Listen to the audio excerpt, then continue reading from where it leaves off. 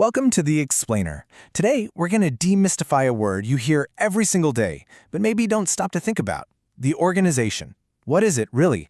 And why does it shape our entire world? So let's start with a little puzzle for you. You look at a football team, a hospital, and a big tech company. On the surface, they seem completely different, right? One's about sports, one's about saving lives, and the other is about, business. But they all share a deep, fundamental connection. Any ideas what it is? You got it. The answer is they are all organizations. And to really get a grip on this, we're going to break it down by asking three key questions. What are they? Why do we even need them? And what are all the different types out there? Okay, first things first. Let's get a really solid definition. What exactly is an organization when you strip away all the jargon and get down to its core? Now, this is the classic textbook definition. And I know it might sound a little academic, a little dry, but trust me, once you break it down, every single word in this sentence is packed with meaning. It's the key to unlocking the whole concept. So it really boils down to three key ingredients. First, you need collective goals, a shared purpose everyone's working towards. Then you need social arrangements. That's just a fancy way of saying people have to work together. One person alone can't be an organization. And finally, you have to have controlled performance, some kind of system to make sure you're on track to actually hit those goals. All right, so we know what an organization is, but why? Why do we bother? Why is this idea so incredibly important to us as human beings? Well, it really comes down to a simple, powerful idea. We can achieve so much more together than we can alone. Just think about it. Organizations let us share our skills, they let people specialize and get really, really good at one thing, and they let us pool all our resources, like money and time, to tackle huge projects no single person could ever dream of. And this brings us to this brilliant concept called synergy. It's that almost magical effect where 1 + 1 doesn't equal 2, it equals 3, or 4, or even 10. It's the magic that happens when a team works together so well that the result is far greater than what each person could have done on their own. It's how we've built everything from ancient pyramids to modern spacecraft. So we know what they are and why they're so powerful. But how do we start telling them apart? Well, the clearest way to slice it is to look at their ultimate goal. Is it all about profit, or is it about a different kind of purpose? And right there, that's the first and biggest split you'll find. On one side, you have commercial or for-profit organizations. Their main objective? To make money for their owners. And on the other side, you have not-for-profits, whose main goal is to serve a community or advance a cause, not to make a profit. Now let's look at the commercial world. The simplest form is the sole trader.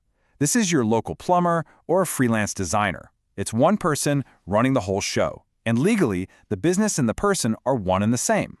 The next step up from that is a partnership. It's exactly what it sounds like. 2 or more people team up to own and run the business together.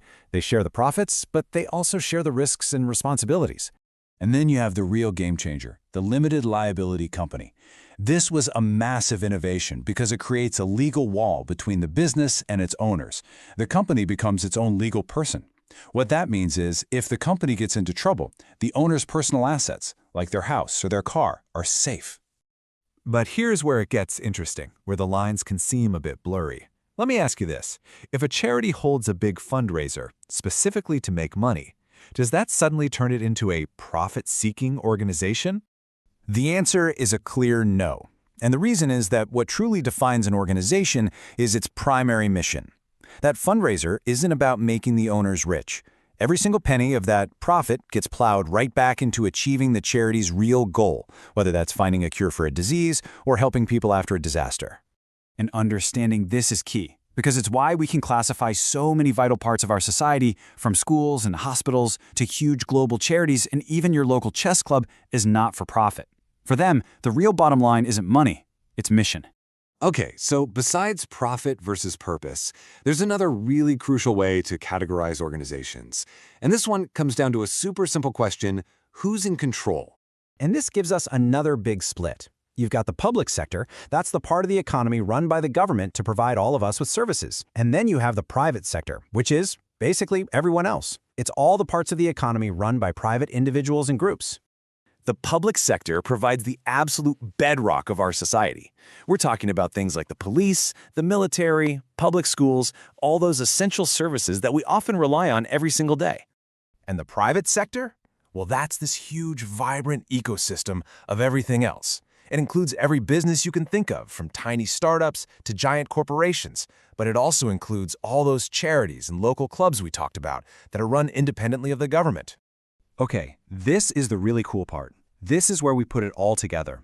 Once you combine these two big ideas, profit versus purpose and public versus private, you suddenly have this powerful framework, a map, to understand pretty much any organization you can think of. Check this out. Using our grid, we can see it clearly. Your local cafe? That's in the private sector, and its goal is commercial. The police force? That's public sector, and it's not for profit. A public school? Same thing, public and not for profit. But then you have a fascinating case like the Red Cross. It's in the private sector, it's not run by the government, but its goal is absolutely not for profit. See how it works? So here's a final thought for you. From the private, for-profit company that built the phone you might be holding, to the public, not-for-profit utility that provides your water, you now have the tools to see these invisible structures that shape almost every single moment of your life. So as you go about your day, how many can you spot?